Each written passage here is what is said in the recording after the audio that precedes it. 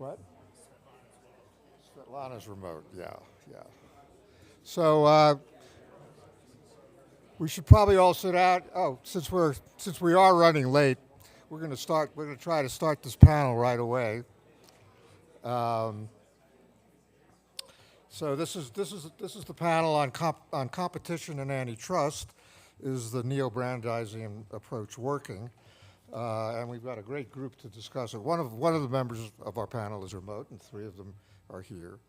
The Biden administration has staffed the leadership of the antitrust agencies with enforcers who identify themselves as Neo-brandeisians and whose stated purpose is to correct the purported failures of antitrust over the last several decades. And the purpose of this panel is to discuss what the Neo-brandeisian revolution, or perhaps more accurately, counter-revolution, means in terms of change in practice at the agencies and what that change has produced and is likely to produce as we go forward. So, again, we have a great panel.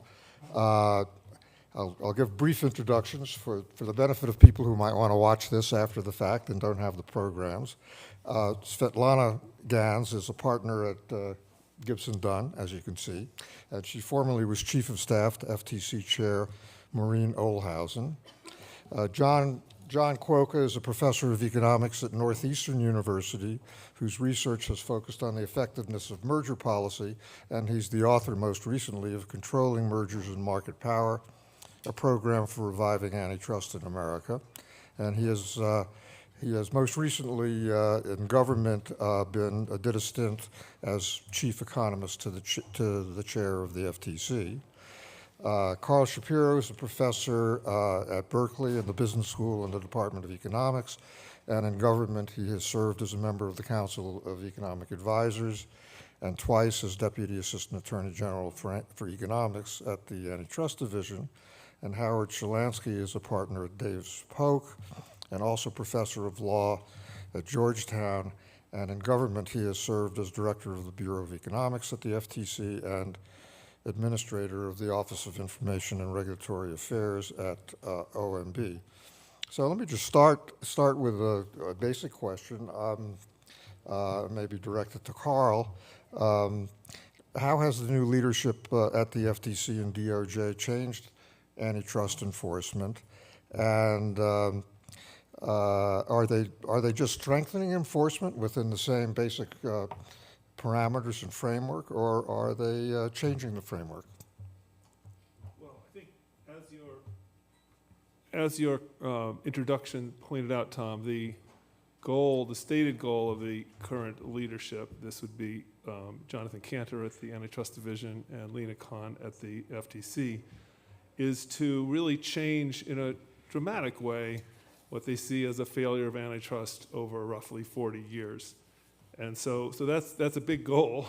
That does not involve incremental changes, okay? That involves major changes. We see it in part in the tech sector as a particular focus, but it's really throughout the whole economy, since antitrust covers the whole economy. So that's what their stated goal is. The fundamental problem is that these are law enforcement activities, and it's very hard to make dramatic changes anytime soon without legislation, because you're following existing law, and not just the statutes, of course, but case law. So that's the challenge they're facing, and I think they see it as a long game. Not to interrupt, but when I listen to some of their statements, they say they're just enforcing the law. Well, what else could they say, really? But sure, they say that, and I didn't say whether they were or weren't. I just said that's a problem if you want to make dramatic changes quickly, because the law doesn't move quickly. So hence the tension, and the very grave difficulty of showing real progress in a rapid way, given the sluggishness of antitrust cases by their nature and the inertia of the case law. Does anybody else want to weigh in on that? Yeah, John? I don't want this whole panel to go by without my debating Carl here, so let me I wasn't planning to let it go by. So I speak only for myself, of course, but I think that Tom has it right that the agencies believe, Lena Khan believes, and Jonathan Cantor as well, that the full extent of the law has not been used. And also, I think it's fair to say, at least in my view, that the full extent of modern economics has also not been brought to bear. So it's not, there may be frontiers out there somewhere that we reach where we debate whether there is new legislation to be required. But the book that I wrote, not that I'm touting that, but made the argument that there is a great deal of antitrust policy to be reclaimed, antitrust territory to be reclaimed, long before we get to the issue of Neo-brandeisian objectives and other things. So there are matters, for example, like potential competition, labor markets, monopsony effects, vertical integration issues, entrenchment, all of which were flagged by the agencies in their original requests for information as areas where the preceding enforcement has really atrophied. And the idea has been to reclaim some of that territory. It requires not necessarily new legislation, though that might be helpful in some respects, but it requires returning to some matters that the agencies and their actual enforcement practices had largely abandoned. There's nods to various of these things in the past, but for the most part, these are areas that had suffered from atrophy for many reasons. Resources, the judiciary, past guidelines which emphasize different things.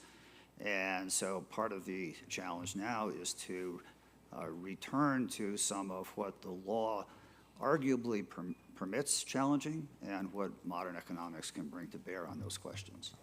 So, can I just weigh in? yeah, Sorry, I'm remote, so it's hard for me. But first, thanks so much for having me, and great to be on this panel. So just to echo, I just want to take a step back, perhaps, and just talk a little bit about what the folks want to accomplish and what the stated goal of this administration's competition policy is in my mind. I think it's threefold. One, as stated, is to return to the broader goals of antitrust. The second one is to update the tools the agencies need to analyze to combat new forms of market power. And the third is to take seriously the link between industrial concentration and political influence. The administration is seeking to accomplish these objectives in two ways. One, by shifting antitrust doctrine, and second, by changing agency process. Doctrinally, we're seeing several shifts that we'll probably talk more about later today, but we're seeing a shift away from consumer welfare to the protection of broader societal goals. For example, the competitive process, the protection of smaller rivals, the protection of workers and working conditions, even collective bargaining, the preference for presumptions, the distrust of efficiencies, broad interpretations of FTC's standalone Section 5 authority, and the focus on incipient threat to competitive conditions, which does not necessarily require the showing of actual harm. Because the agencies are looking to fulfill a wider mandate, their investigations will be broader and more time-consuming. And because of that, they are looking for ways procedurally to reduce agency burdens in investigations and litigations to save both time and potentially to win more cases. So in addition to doctrinal changes, they are looking at policy reforms, process reforms. So some of these process reforms that are hopefully going to help the agency in their minds accomplish some of these broader goals is to shift away from case-by-case enforcement to broader rulemaking efforts that are designed to be faster to implement and have wider application, streamlining Magnuson-Moss rulemaking on the consumer protection side, but giving more power to the chair's office to oversee proceedings, changing the role of administrative law judges, adopting omnibus resolutions that authorize just one commissioner to approve broad antitrust investigations into high priority areas, and indefinitely suspending early termination of waiting periods for benign mergers and acquisitions to allow the agencies more time for review. So I agree with Carl. At the end, the goal is not simply to maintain competition, as has been historically stated in FTC mission statements, for example, but the goal is really to protect fair competition as a means to produce a thriving and democratic society through the creation of opportunity and the redistribution of wealth and power, as stated by Tim Wu and many others. So given these goals, there also has been a rethink about the trade-off between regulatory action and inaction. The agencies have stated that inaction is actually more costly than erroneous action. So the agencies are predisposed to act irrespective of costs or loss. So neither the doctrinal or process goals are satisfied by mere incidental change. And this is why the antitrust agencies do not see a court loss or as losing so long as it continues the momentum to accomplish the overarching goals that are broader than a single win in litigation or a settlement. So you mentioned the consumer welfare standard, which has been central to antitrust enforcement for a long time. And that's obviously been changing now. Jonathan Cantor says there's no broad agreement on what the consumer welfare standard means, and that the new regime over there is trying to create more clarity. And he says the goal is to promote, quote, competition and the competitive process. I think he mentioned that, Svetlana. And I guess I have a couple of questions. One is, does that provide more clarity and predictability? And how does that differ from consumer welfare? Howard, do you want to? Sure. I mean, consumer welfare can mean a lot of different things. And, thinking back to Matt Jenskow's opening address to this conference, it could have to do with our well-being and the state of political polarization. It could be how products and services that we consume may affect our mental health and well-being. For a variety of reasons, antitrust came to settle on a very specific definition of consumer welfare, which was lower prices and higher outputs of goods and services. And if antitrust enforcement achieved that goal, it was achieving the most broad-based and democratic goal it could achieve. And what that did is it enabled the antitrust agencies to focus on outcomes of process as opposed to the process itself or the particular number of competitors or the way that the process was constructed.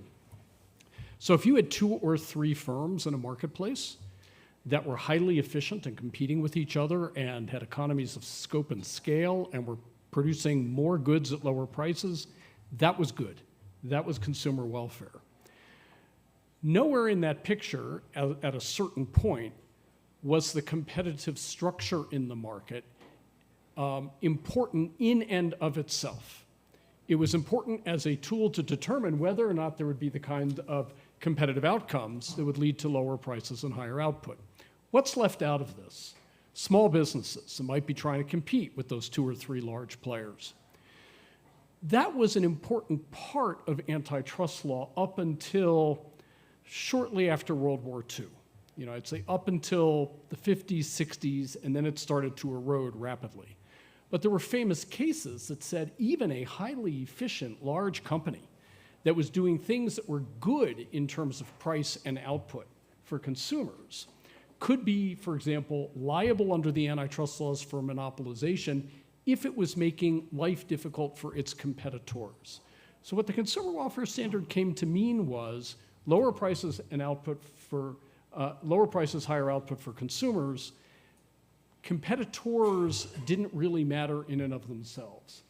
And I think if you have if you want to ask what the big pushback is that is animating the Neo-brandeisians, it's the macro trends towards more concentration in the marketplace. One can debate the extent to which those trends really exist, but that is a baseline article of faith. I don't know how much a 50-firm concentration ratio or 20-firm concentration ratio really means from an antitrust standpoint, but it is true. If you look at the top 50, top 20, top dozen firms in a lot of industries, there's been concentration over the last 50 years, fewer small businesses in certain industries, more concentration of capital. And so what the current antitrust folks have said, wait a minute, as Svetlana said, there were broader goals. We used to care about that, not just lower prices and higher output and efficiency. So now there is a pushback to return to a broader based notion of consumer welfare that includes the well-being of laborers. Labor isn't just an input that then becomes part of your production function, which gets counted as a cost that, if reduced, leads to lower prices and higher output. Labor is in itself something that we want to be concerned about so that laborers have money as consumers to participate fully in the economy.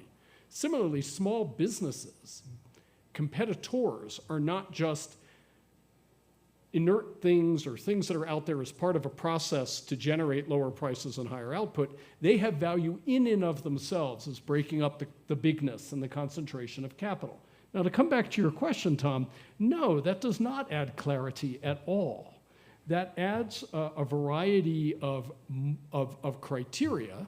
They may be right, they may be socially good, we can debate that for hours here, but they do not make more clear in a particular case what the particular outcome should be or what the agencies will do. Because the same deal that might lead to lower prices and higher output might concentrate buying power upstream for labor, and might make life difficult for small firms that wish to enter the marketplace. Which of those values will predominate, and how do you trade them off? You know, it's very fashionable to throw Bork under the bus, but Bork was not a foolish person. He was a deeply smart person who had a valid critique of the old form of antitrust. And you're hearing this from an Obama-era enforcer. I used to be sort of in the center left. Now I've been defenestrated as not with the program, and I find that to be a very liberating place to be. But what I will say is, you know, go back and read why Bork adopted the consumer welfare standard and pushed for the consumer welfare standard of prices and output. So you didn't have to trade off these alternative values of labor, small business access, political power. Those are things that legislatures should do, in his view, not an assistant attorney general of, for antitrust, not an unaccountable independent commission, but legislatures. So to basically restore what is the most broad-based democratic outcome from antitrust, we should focus on that which benefits most people. Let's focus on lower prices and higher output. A lot of clarity came with that, but also some not so great things in terms of enforcement. And what we're seeing now is a philosophical rejection of that clarity and a desire to return to older cases that have not, in some cases, been formally overruled, certainly not by the Supreme Court itself. And the agency can point to those, to Tom's first question and to John's point, and say, well, we're just enforcing the law that hasn't been overruled. So it is, in some sense, a real throwback that cuts away the underbrush of a lot of lower court opinions to achieve broader based goals, but clarity does not come with that. Carl, but what you said something at the end. You said it also achieved some not so great outcomes. What did you mean by that? No, I know Howard just said that. Yeah. Look, there are cases that embed doctrine that is objectively wrong from a standpoint of economics, in my view. These are Supreme Court cases that make certain cases almost unwinnable for plaintiffs. So if you think about price predation, cutting your prices so low that you can squeeze competitors out of the market in a durable way, such that you can eventually recoup your investment in price cutting.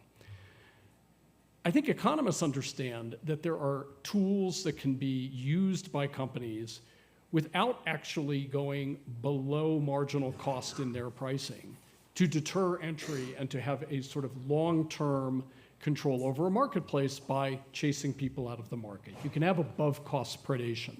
You can't win a case arguing above cost predation, just for example.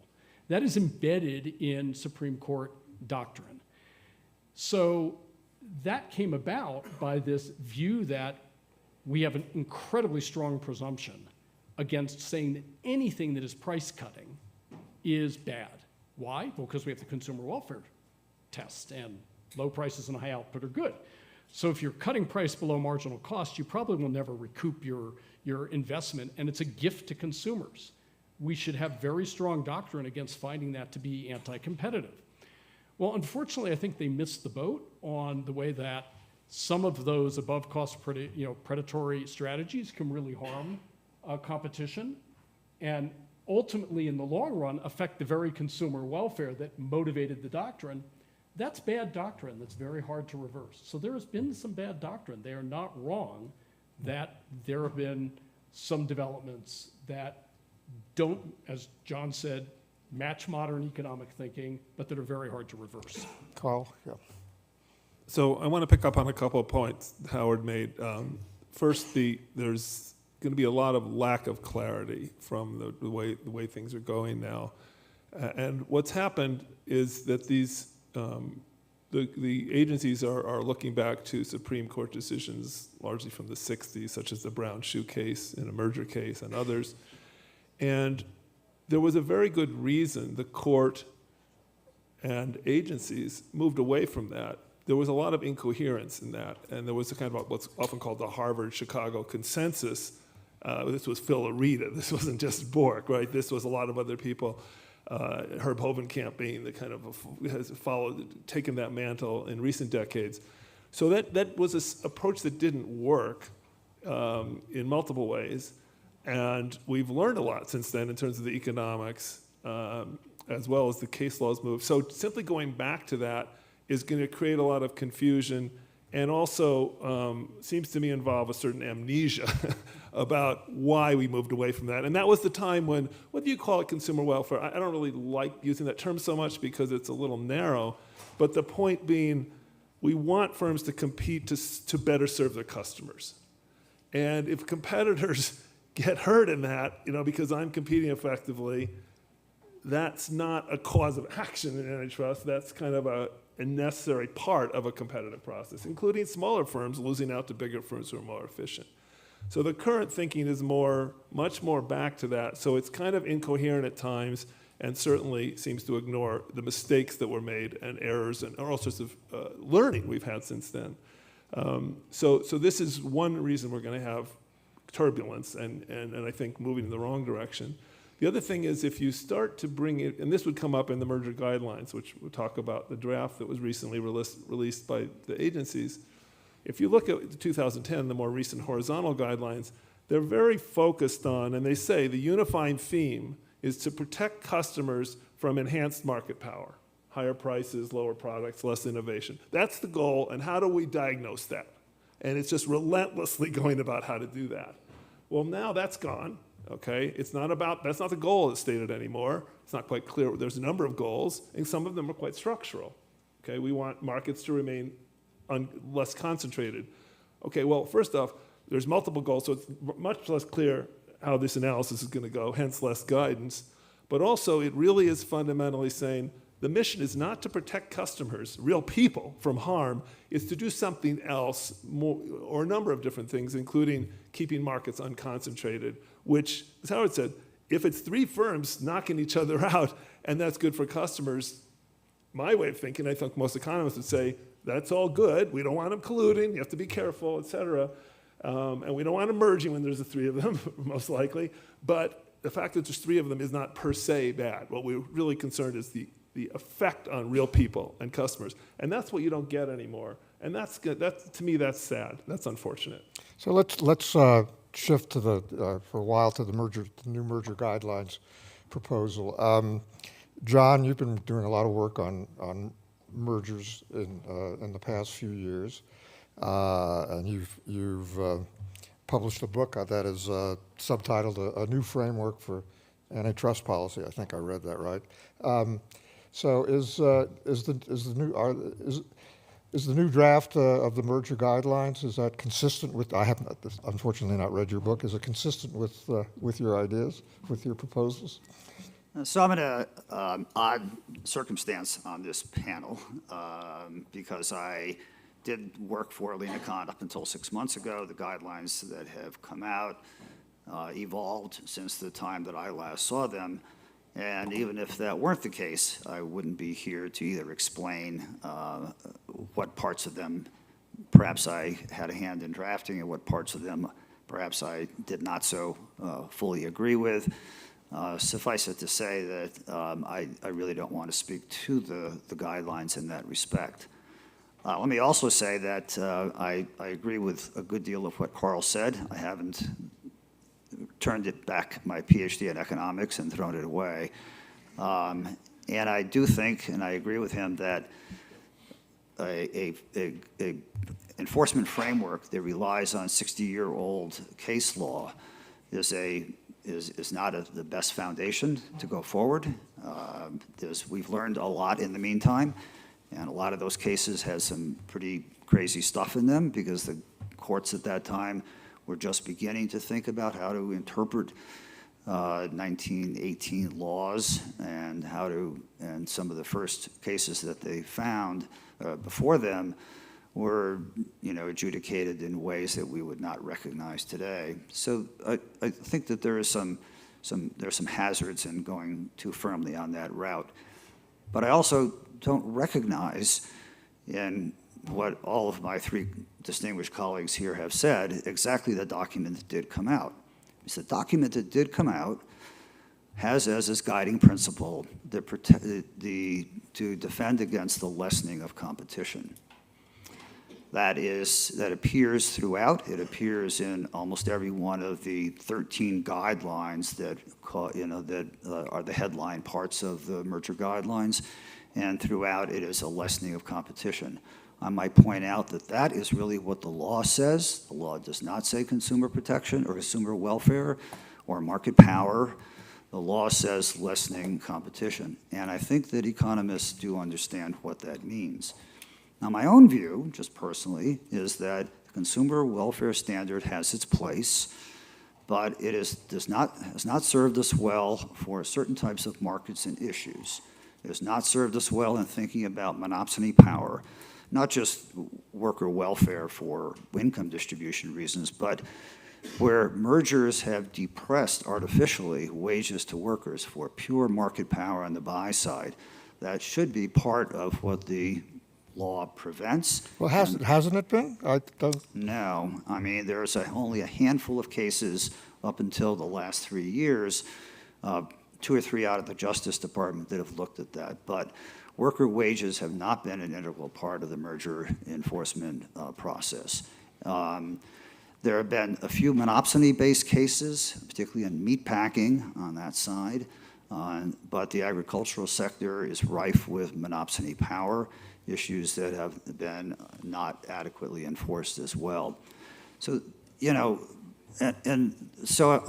what I'm saying is that the consumer protection has focused our attention on price and on consumer products. It has not paid sufficient attention to non-price issues and has not paid sufficient attention to monopsony power on the buy side. Well, but it does have a place. I don't want to monopolize this or monopsonize this. Well, I do. I mean, we've raised enough issues to take the rest of the afternoon, but Howard and I both have planes to catch, and so and we're standing between you and lunch, which is always a dangerous position for anybody to be. But, let me say that I do think that for certain types of competitive concerns, the price-based and output focus is perfectly appropriate. I think that when we deal with mergers where unilateral effects are the concern, work by Carl and others have made very clear how it is that we can translate that into operational guidance. But the consumer welfare standard does not do us much good in zero-price markets. And talking about turning this into small but significant deterioration in quality is really not very helpful. It does not help us much where data acquisition is the fundamental purpose of a merger. Consumer welfare standard is not much help there. And it's also not much help where in markets or concerns where the effects are very long delayed. Potential competition, for example, where we have mergers that involve the elimination of a potential competitor, a product that doesn't yet exist, or maybe it's an innovation market, a product that doesn't yet exist. Trying to think about what the product will look like, what the demand curve will look like, what the price effect and consumer effect will be on that is quite speculative and has been a non-starter in the courts. Lessening of competition brings us to an earlier stage in the process. The outcome is the price or welfare or whatever you wish, but the process of competition is what the law has said to focus on. That's an earlier stage. If we can see distortions in the process of competition that arguably significantly lessens competition, it is predictable that there will be distortions in the outcome variables that may not actually emerge for 5 years or 10 years. So I think that's a suitable focus. And I would say that for certain types of outcomes, lessening of competition is an enormously helpful way of thinking about the competitive process and what the law protects. For other concerns, consumer welfare standard is quite appropriate. So let me, you're quite right, John, that the draft merger guidelines, more than 100 times they refer to lessening of competition. They don't talk about harm to customers. The goal is no longer harm to customers or workers based on enhanced market power. So the key thing is, I think you're taking the position, and that is the statutory language, lessening of competition, okay? But then what does it mean if we're going to implement this? Let me give an example where there'd be a divergence, okay? You have an industry where scale economies are going up, larger firms are efficient. We're seeing some larger firms gain share. The market's becoming more concentrated. Two of the smaller firms go to merge, okay, in order to do so to compete more effectively against the bigger firms. They establish that by merging, they can achieve synergies and scale that they couldn't otherwise achieve, and they will lead to lower prices and better outcomes for consumers. Under the traditional approach, that merger would be okay, even though it leads to an increase in concentration in the market, because it is better for customers, and I would say is an increase in competition because the smaller firms combine to be a more effective competitor together. Under the current guidelines, this is guideline 8, for those of you following at home, this merger would be blocked or challenged because it increases concentration. Again, if the concentration increase was large enough, there's a threshold. And furthermore, in this situation, efficiencies that I just talked about and effects would not count, even if they were established. That's another part where they say this would not be cognizable efficiencies in the language of the merger guidelines, because it would further a trend to concentration. Okay, so now we could ask ourselves, all right, which of those is the approach we want to take? Okay, if we're thinking about consumers and real people and effects, the approach we've been taking. If we take a purely structural approach, that's what we've got here, I don't think that's a reasonable interpretation that merger would lessen competition. It causes two firms to come together, be more efficient, compete more effectively against bigger firms to the benefit of customers. But that's what these guidelines say. If they're going to go back to lessening of competition, and that's going to be their interpretation, count me out. Let me shift the discussion a little bit, since I want to make sure to get some of this stuff in before we run out of time.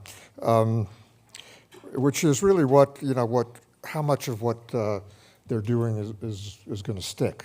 Svetlana, you mentioned that, and it seems just from casual observation, it seems they don't really care about bringing losing cases.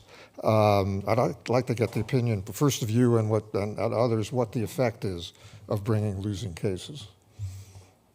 You want to start, Svetlana, and then go to the others? Well, I think, from the agency's standpoint, every little bit helps. And although they have lost some cases, they have won others. And even when they have lost, the courts have sided with the agencies on certain matters in certain cases. So I think those are kind of little wins for the agencies. But I think in terms of why losing is bad, I think there's three issues why there's a bad effect on losing cases. One is that it sets bad precedent for the agencies, which is never good. Number two, it wastes agency resources, which are scarce, and so that the agency should focus on winnable cases. And the third issue is that it's detrimental to staff morale. There have been several instances where the staff had recommended against bringing an enforcement action, and the leadership decided to proceed. And so that definitely is a hit to staff morale who are working on the underlying cases. So also we've one thing I'd like to, maybe you can talk about a little bit.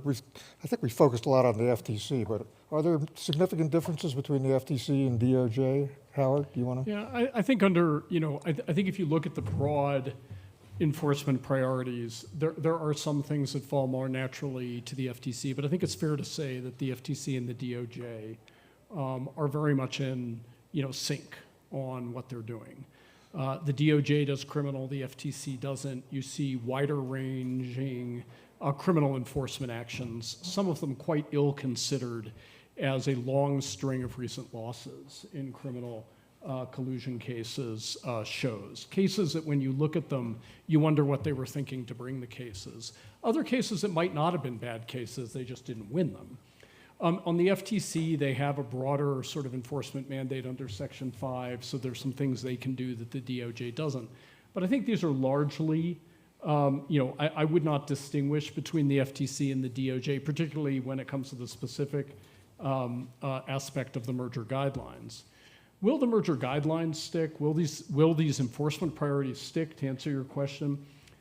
Look, I think whenever the final guidelines come out, I don't think they're going to be radically different from what we've seen in the draft guidelines. There may be some nips and tucks here. There may be some clarifications. There definitely need to be in some of the particular guidelines that they issued. But I think it's going to be largely similar. I think the bigger question is, will it affect conduct in the marketplace? Will it affect enforcement outcomes? And what's going to happen when the next administration gets into place, or a different administration? So first of all, here's what I'm seeing. I'm seeing that there's a little bit of a throwing up the hands. These new guidelines are a laundry list of the things that could be wrong with mergers. We agree that some of these are things that have been talked about as possibly being wrong with mergers. But it is really a shift to a precautionary approach to mergers. It is an emphasis on the language of Section 7 that says may tend, towards a substantial lessening of competition. Well, may is very big. What does that mean? What is substantial? How do you make all of these, terms in the statute work together? If you look at the guidelines, they're looking at all the possible ways that you might, or many possible ways you might find that lessening of competition, but without a heck of a lot of guidance or analytic backup for how at least some of those things will be thought about and analyzed. They did keep some of the analytic structure of the 2010 guidelines, and Carl and I have a deep vested interest in those as, two of the 6 co-authors of those guidelines. But there are a lot of areas where you read them and you say, okay, how are they going to analyze this? And you don't know when you go to the appendix where the analysis is. So here's what I think is going to happen. I think that on the front lines, you're going to see agents, you're going to see firms say, look, they're going to come at us one way or the other. We'll try the deal. The losses in court embolden firms to put in their merger agreements that they will litigate a challenge. So we're seeing a lot more willingness to litigate on the part of merging parties. I don't know that the deterrence effect that the agencies clearly want to have is really going to bear out. That may depend on some additional cases that come forward. There has been some bad precedent that they've gotten from some very ill-considered cases that have now locked in an ability to do what's called litigating the fix. If you go ahead and announce your remedy before the agency challenges you, the court will make the agency prove that, okay, the merger with your remedy is now the one they have to prove is anti-competitive, and that's a lot harder. One can debate whether that's doctrinally right, but that's the way the courts have gone, and it was a bad gamble by the agencies to go for that. I think one just has to be very direct about that. And the final thing is, look at the guidelines experiment that has occurred, over the last 40, 50 years. Guidelines were stable. They lasted a long time. When we sat down in 2009 to write what became the 2010 guidelines, the guidelines have been in place for 17 years. And here we are 13 years after the 2010 guidelines. They have time to be acted on to create certainty and genuine guidance to industry. and to be incrementally built in to court decisions through the common law process that is antitrust law. I worry that the shift that we are seeing in these guidelines, and frankly the lack of clear guidance that comes in some of those, will lead to a withdrawal or rapid change. And if we start getting into a cycle of every 4 or 8 years changing the guidelines, they're not useful. Let me, some of the members of the panel have to leave fairly soon to catch planes, and I wanted to give the audience, if there are any, and I have other questions too, but I wanted to give the audience a little chance to ask a question or two if there are any questions. Svetlana's on the screen in front of me. Maybe you ask a question if you have one. Well, all right. What about, we haven't talked about monopolization cases. What, how has that been changed? Anybody? Well, the major monopolization cases that both agencies are bringing are in the tech sector, right? These take a long time to percolate through. The case against Google and case against Facebook, now Meta, were both brought under the Trump administration. So those aren't really sort of owned, if you will, by the Biden administration. The Antitrust Division brought another case against Google this year that looks like it's going to move more quickly. I'm not going to say anything about the merits of those cases. I just say it's going to take a long time, and the case law is not very friendly to the plaintiffs. I think it's been excessively unfriendly myself, particularly with the Supreme Court. So again, this is something that's going to take a long time, and it's hard to move things quickly. Howard, did you want to? I agree with Carl. I mean, if we look at how long the Brook Group, 31 years of the Brook Group decision, 30 years, which I think is, a very hostile precedent. I think the Amex decision was very badly decided. I think that's hostile to plaintiffs. I think there's a lot of work that needs to be done there. That's a tougher road for the agency to go down than mergers, so we may need some legislation there. But I think you'll see the agencies trying to push the envelope there as well. It will be an uphill battle, but I think there's some noble battles to be fought there. If I could just second all of that and point out that the merger guidelines, for example, in the merger area, but also agency policy is just one piece of a much larger puzzle. Agency resources constrain what agencies can do. Big cases take a lot of resources. And for being in the agency, as all of my colleagues have been, it's sometimes frustrating, if not painful, to see the decisions that the agencies have to make when triage has to be done on investigations that in some sense ought to be pursued or cases to be brought. But also the judiciary. The judiciary has, over time, at least in my view and many people's view, become much more demanding of what cannot be established by economists or by the facts in particular cases, has raised the bar on what substantial means or what may mean in the language of Clayton 7. And as a result, the merger guidelines by themselves cannot break the logjam for some things, for those of us who believe that that should be done. It's just one piece of a much larger puzzle. So how do you maybe, as a final question, ask everybody if they want to weigh in on how you think the agencies measure themselves at this stage, kind of a midpoint of the Biden administration, Svetlana, do you want to start out? Yeah, I mean, I think that they would rate themselves as successful, and I think that they have been successful in a variety of ways. I think they've been successful in hiding the awareness of antitrust law and what they perceive as problems in antitrust. I think they've been successful in that the executive branch and the Democratic political establishment have embraced several of their reform policies, which is no small feat given that President Biden was in the White House during 8 years of the so-called 40-year antitrust failure. If you look at President Biden's whole of government executive order, it adopts many of the policies outlined as goals in the Neo-brandeisians in the Utah statement from 2019, including the focus on labor protection, bans on non-compete provisions, and the concerns over vertical mergers and so forth. I think some may argue that they have for discussions of antitrust reform in Congress, and some may argue that they have for greater confluence of US and European competition approaches, which some may say is a positive development. So I think they may view all of those things as wins in their book. I'll just say my snarky answer would be tweets from professional progressives like the Open Market Institute, and if they get a lot of those, they're happy. But that's only the snarky answer. Look, how can they not have been successful when we're having this panel, when they are the conversation? When, as Svetlana said, they're having major impact and some of it crossing the aisle in Congress.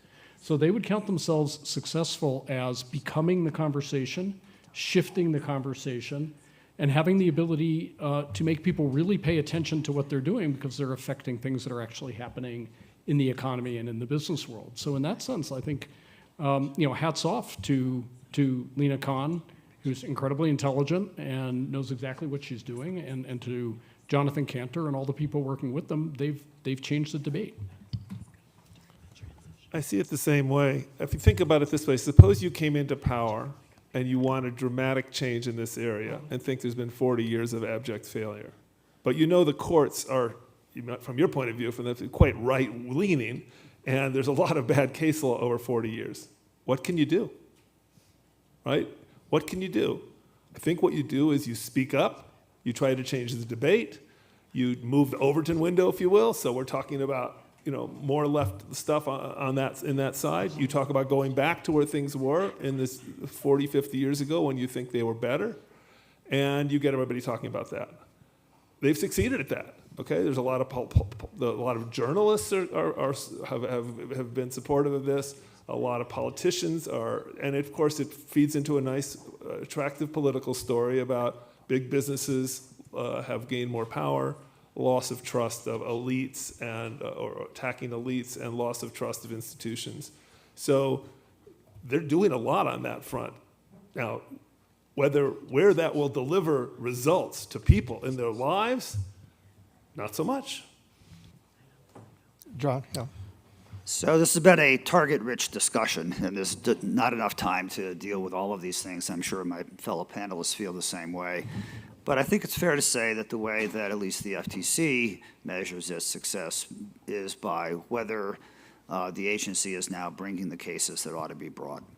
And I think that even in the strictest, narrowest, most traditional sense, we saw that the agencies over the past 25 years had simply ceased to bring cases against consolidations, mergers involving 5 to 4 companies, 6 to 5 companies. My book has some of this data. This is the FTC's own data, mind you, and it has shown how the agency over time has narrowed its focus to the cases that are easy to win. Very few mergers to monopoly are not anti-competitive. You can bring all of those cases and have an outstanding won-loss record, but you're not bringing the cases that ought to be brought. And so, there's been this progressive narrowing of antitrust, both in issues, but also in most traditional merger measures. And I think the agency feels that its obligation is to bring more of them. I'm not a Neo-brandeisian. I do not believe that antitrust is the right mechanism for social and political objectives, which is the way the Neo-brandeisian doctrine was interpreted, I think, most recently. It's now been viewed, the Neo-brandeisian label has been attached to almost anything that people don't like, but it used to mean something much more specific. So I think the agencies view that this is their mission, and that it has not been pursued adequately, and this is part of what they want to do.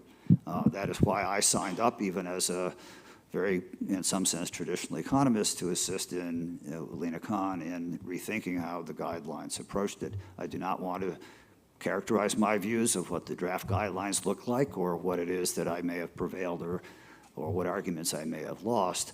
But I do think that this has been a moment where a revision of the guidelines has very much been in order.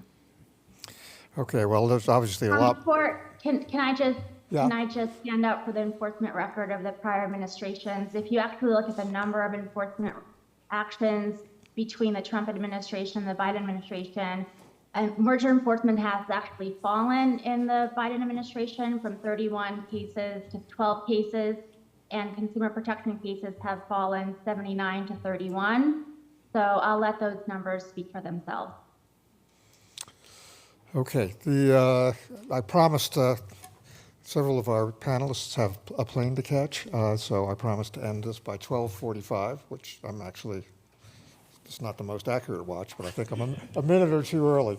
So, but I thank the panel for a great discussion.